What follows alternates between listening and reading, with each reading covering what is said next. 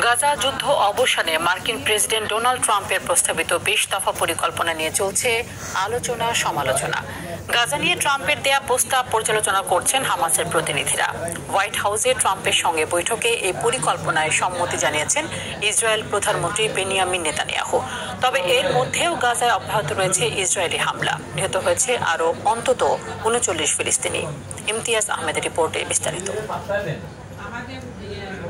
গাজায় রক্তপাত থামাতে উদ্যোগ নিয়েছেন মার্কিন প্রেসিডেন্ট ডোনাল্ড ট্রাম্প।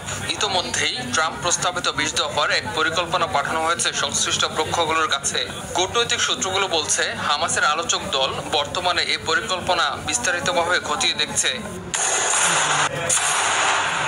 প্রেসিডেন্ট ট্রাম্পের দেওয়া পরিকল্পনায় গাজার স্থিতিশীলতা নিশ্চিতে একটি আন্তর্জাতিক বাহিনী মোতায়েনের প্রস্তাব রয়েছে। তবে এ নিয়ে উদ্বেগ আছে ফিলিস্তিনিদের মাঝে।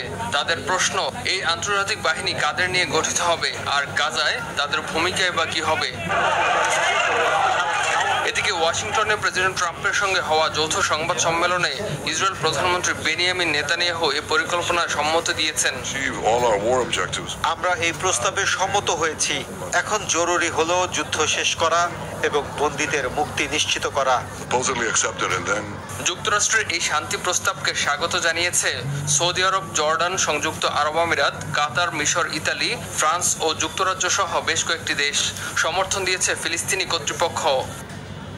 শান্তি পরিকল্পনার খসড়া নিয়ে আলোচনা অব্যাহত থাকলেও গাজায় প্রতিদিন বাড়ছে নিহতের সংখ্যা।